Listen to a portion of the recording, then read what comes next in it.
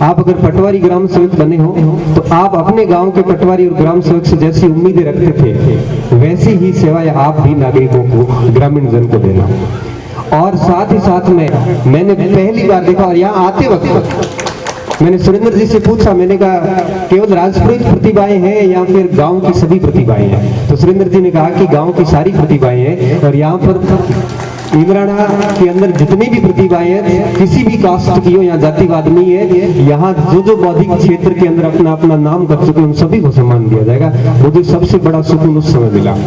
और दूसरा सबसे बाद मैंने ये पूछा कि मंच पे और किस किस को बुलाया गया है, और सबसे आयोजकों को मैं इस बात का भी धन्यवाद देना चाहूंगा कि प्रतिभा सम्मान समारोह था, तो प्रतिभा सम्मान समारोह में आपने सभी एकेडमिशियन जो थे, जो शिक्षा क्षेत्र से जुड़े हुए लोग थे, उन्हीं को बुलाया, किसी राजनीति से जुड़े हुए व्यक्ति को नहीं बुलाया। ये भी एक बहुत अच्छी बात है। ऐसा बहुत कम अवसर देखने को मिलते हैं जब प्रतिभा सम्मान समारोह में ऐसे राजनेता वर्ग को बुलाया जाता है जिनका शिक्षा से कोई लेना देना नहीं होता। यहाँ पर ये मैं यूनिक एग्जाम्पल देख रहा हूँ जहाँ सारे शिक्षक या यूं कहिए कि शिक्षा से जुड़े हुए लोग ही हैं। अब मैं 10th to 12th की बात करूंगा, मेरे 10वीं में 49% बने और 12वीं में मुश्किल 60% बने, तो मेरे को एक प्रकार से रिजेक्टेड अभ्यर्थी घोषित कर दिया गया कि ये जीवन में कुछ नहीं कर सकता।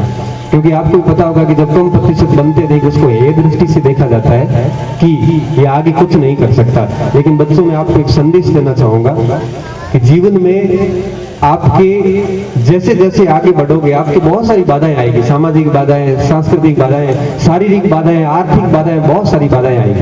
आपको हर बाधा को एक बार दरकिनार करते हुए निरंतर आगे बढ़ते रहना है। ये मार्कशीट आपकी प्रेरणा जरूर ले सकती है, लेकिन ये मार्कशीटें आगे तब काम की है जब आप कहीं न कहीं राजकीय सेवा में या कहीं न कहीं अच्छी जगह पे स्थापित होंगे, तो ही इन मार्कशीट का महत्व है, अन्यथा इन मार्कशीटों का कोई महत्व नहीं है।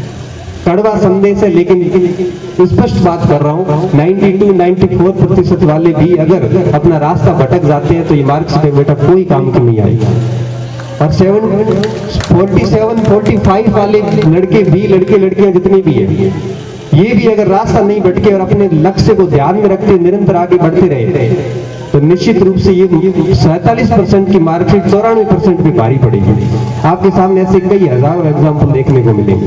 इसलिए मेरा आप सभी को यही संदेश है कि ये मार्कशीट जो आपकी मिली है 84 की हो चाहे 94 की हो, इन मार्कशीट को एक मोटिव समझना, इससे कम प्रदर्शन आपका कभी नहीं होना चाहिए। ये शपथ ले लेना कि आगे भविष्य में इससे बेहतर करने का प्रयास जो है वो निरंतर करते रहेंगे। और एक छोटी सी बात 10वीं 12वीं के बच्चों को और बताना चाहूंगा कि 12वीं के बाद ये स्टॉर्मिंग एज होती है, भटकाव के अवसर बहुत ज्यादा होते हैं। बच्चे मोबाइल जैसे गेम वगैरह बहुत सारी चीजें आएगी जो आपको भटकाने का काम करेगी। तो मैं आपको एक ही बात कहना चाहूंगा, अपना पूरा प्रयास करो कि जीवन में कोई गलत कार्य नहीं हो। जब भी आप बाहर जाओगे, इंदिरा न छोड़ के जैसे आप बालोतरा जाओगे या जोधपुर जाओगे, वहां आपका किया गया एक गलत कार्य न केवल आपके समाज को बल्कि आपके गांव को, हमारे क्षेत्र पूरे को बदनाम करता है।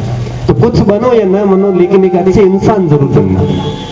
बाहर जाने के बाद ये संदेश जाना चाहिए कि वो कितना अच्छा इंसान था।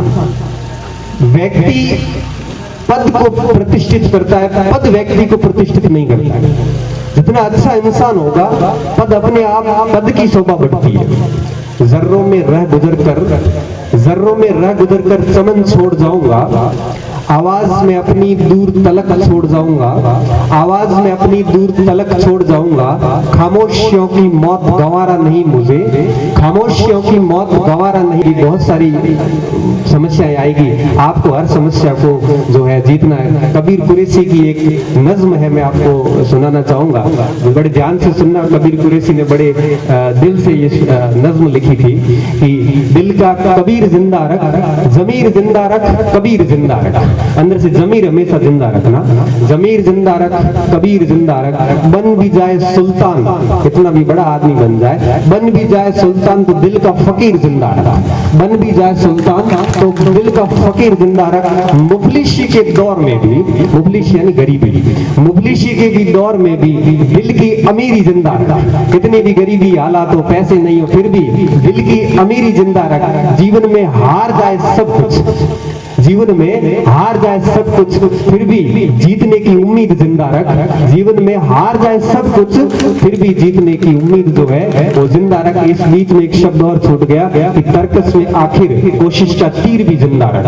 क्योंकि अब हम क्या करते हैं, कई बार कोई व्यक्ति प्रिपरेशन तैयारी करता है और थक हार कर कहीं बैठ जाता है कि अब मेरा होगा नहीं, वो ये भूल जाता है कि जस्ट उसके बाद ही सिलेक्शन था और वो भूल गया। मैं एक छोटा एग्जांपल दूंगा। मैं रिजर्व बैंक ऑफ इंडिया में ऑल इंडिया 12वीं रैंक के साथ चयनित हुआ था और बाड़मेर से एक ही अभ्यर्थी था मैं, और वो मेरी पहली नौकरी थी।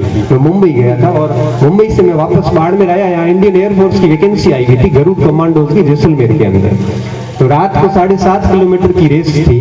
रात को रेस शुरू हुई थी करीबन 1:30 बजे के आसपास, कुछ भी दिख नहीं रहा था।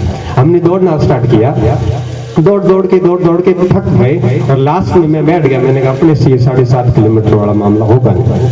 तो पीछे से एम्बुलेंस आती है एयरफोर्स वाली, उसने कहा बेटा आधा किलोमीटर रहा है, थोड़ा और कोशिश कर लेगा तो ये रेस हो जाएगी, तेरा सिलेक्शन हो जाएगा। मैंने कहा आधा किलोमीटर रहा है, मतलब 7 किलोमीटर कर लिए तो आधा और दौड़ लेते हैं। मैं और भागा, किलोमीटर तो रात को दिख नहीं रहा था। भागता गया 5-7 मिनट और भागा। मैंने कहा आधा किलोमीटर तो कभी का गया, अभी भी नहीं आया। मेरे को नौकरी लेनी नहीं, मैं आरबीआई में वापस चला जाऊंगा। और मैं फिर बैठ गया। पीछे से एम्बुलेंस वो लगातार आती रहती है। उन्होंने कहा बैठ क्यों गया? मैंने कहा सर ये 7:30 से पूरी नहीं। उन्होंने कहा बस ये मोड़ लास्ट है, ये मोड़ पार करते गेट है। मेरे अंदर से फिर एक बार उठ जाए। मैंने कहा एक बार फिर दौड़ लेता हूँ, क्या पता गेट पास ही है तो क्या पता। मैं फिर दौड़ा, 3-4 मिनट और दौड़ा, वो मोड़ भी आ गया लेकिन गेट फिर भी नहीं आया। और इस बार मैंने पक्की ठान ली अपने को एक रेस दौड़नी नहीं है, ना मुझे पार करनी, ना मेरे से होगी। मैं बैठ गया और लास्ट में जब फिर लास्ट में कुछ 2-4 कैंडिडेट आए दौड़ते हुए, उसने कहा बेटा क्यों अभी पास ही है। जब उन्होंने कहा तो मैंने कहा एक बार और ट्राई कर ले। और आप यकीन नहीं मानोगे कि जैसे ही मैं कोई 50-100 मीटर दौड़ा और जैसे ही वो राउंड क्लियर के सामने गेट थे, अगर मैं वहां बैठ जाता तो मैं उस एयरफोर्स की वैकेंसी से बाहर हो जाता। लेकिन मैं बैठा नहीं और उस दौड़ को सतत रूप से पीछे मोटिवेशन मिलता गया। और जैसे जैसे मोटिवेशन मिला, मैं निरंतर अपनी रेस पर भी आएगा, प्यासे के पास चलकर समंदर भी आएगा, थक हार कर न बैठ मंजिल के मुसाफिर, थक हार कर न बैठ मंजिल के मुसाफिर, मंजिल भी मिलेगी और मिलने का मजा भी आएगा, मंजिल भी मिलेगी और मिलने का मजा भी आएगा। अगर आप कहीं बैठ गए थक हार के तो आपको कभी मंजिल नहीं मिलेगी। बस सतत रूप से चलते रहना, कभी न कभी मंजिल आपके दर पे आएगी।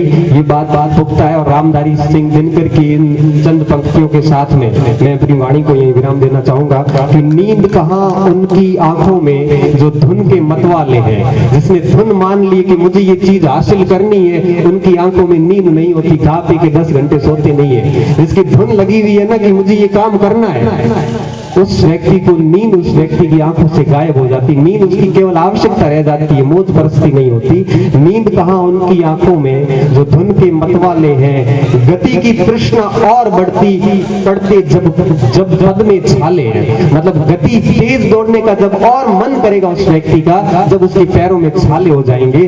जागरूक की जय निश्चित है। जो व्यक्ति जागरूक है, जागरूक की जय निश्चित है। हार चुके सोने वाले जो सो चुके थे वो हार चुके हैं। लेना अनल किरट बाल पर जो आशिक होने